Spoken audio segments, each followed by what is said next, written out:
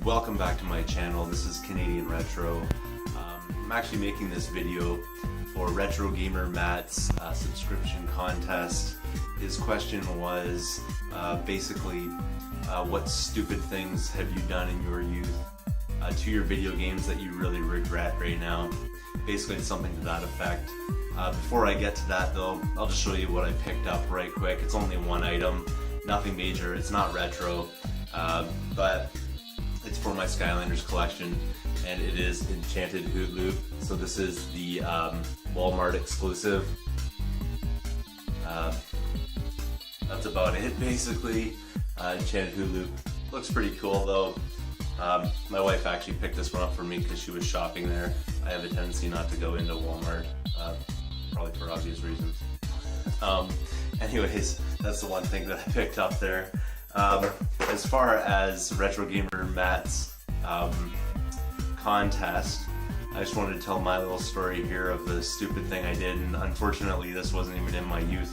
This was fairly recently in the grand scheme of things. This probably happened about, I'd say 8 years ago, possibly. I had a Sega Genesis in my possession, like I owned it, I bought it back in the day, and I had a number of different games with it. Like I had the Sonic games, I had D&D Warriors, The Eternal Sun, I had Evander Holyfield Boxing, I had just a variety of different games. You know, I had that for quite a long time. I pretty much played it to death, but the condition of the machine was great. I mean, it worked perfectly. It was one of the high def type ones, like the original ones that came out that have the better sound and the whole bit.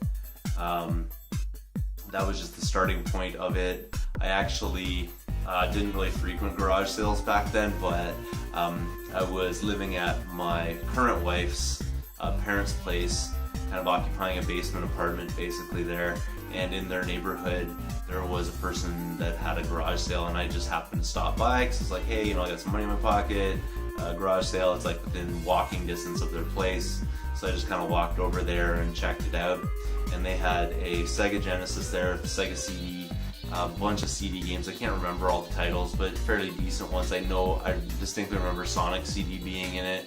They had a bunch of Genesis games as well. They were all loose, they didn't have the cases, but they were pretty decent titles as well.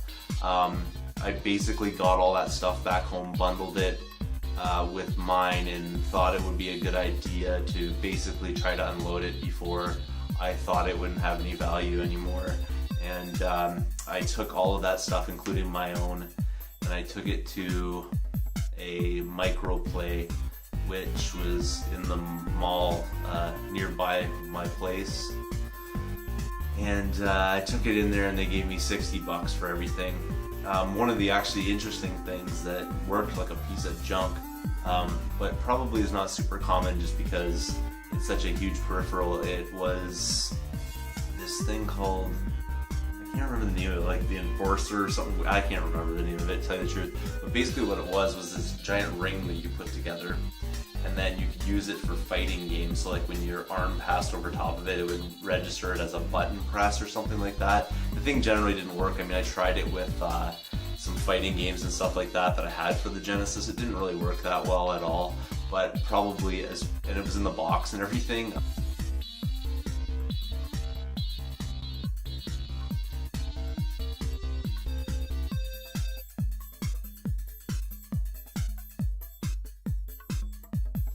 Probably from a collector's standpoint, I don't know if I would actually keep it in my collection. I like my stuff to be useful. If it's not useful, I tend not to hold on to it. But I mean, as far as, you know, from a collector's standpoint, I would have really loved to have something like that to give to a person. You know, like guys in the YouTube community here and gals in the YouTube community that you know, would appreciate that kind of stuff and like to have those boxes sitting up on shelves and things like that. Again, that's not my focus in my collection, but I know other people appreciate it, and I'm pretty sure Microplay doesn't appreciate it at all.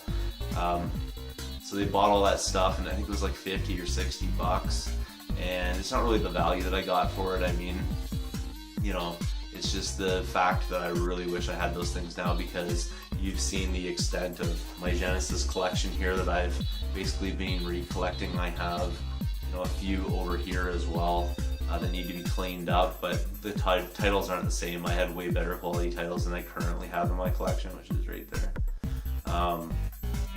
You know, way better quality titles in that lot that I sold to Microplay. It was such a stupid move on my part, and I really regret it.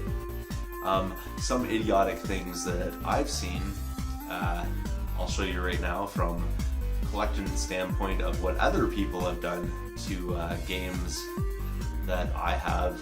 I have one specific example. I've showed it previously in a video, but I'll bring it back up just to show the idiocy of some people. I'll grab it right now.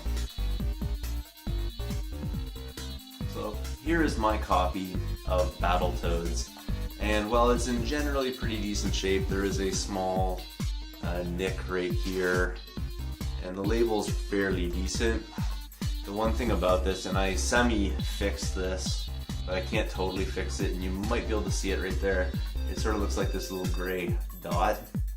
In fact, what this was, and I've replaced the back of it with a donor cart. Someone had taken a drill and drilled a hole right through that. I don't know what they were thinking. Like, obviously to drill the hole is just like nearly perfect in like the way that it's in there. So someone's taken a drill and basically drilled a hole through it. I took a piece of vinyl and just kind of covered up the hole or whatever so that dust and stuff doesn't get in there. But yeah, that's some sort of idiotic things that other people do to games, and I'm sure you have lots of different examples. If you haven't checked out Retrogamer Matt's channel, you should probably do that. You know, he's a young guy, but he's getting some pretty interesting pickups. I think he mentioned in one of his videos, I've been kind of watching all of his videos. I just found his channel the other day, but I've been watching all of his videos, and in one of the more recent ones he said that he doesn't like get some of the greatest pickups, and I'm really impressed with some of the stuff he finds, so I think he might be underestimating his collection a little bit there. But you know, he seems like he knows his stuff about it. He's a young guy, but he's out there and he's looking for stuff all the time. So if you haven't checked out his channel, be sure to do that. Make sure you sub to it as well. He seems like a really good guy, and I think he's going to do quite well. If you haven't subbed yet, please do. Check out some of my other videos if you're looking for pickup type stuff. But you know, feel free to comment down below and all that kind of good stuff. Thumbs up if you can. Again, thank you so much for watching, and I will see you all later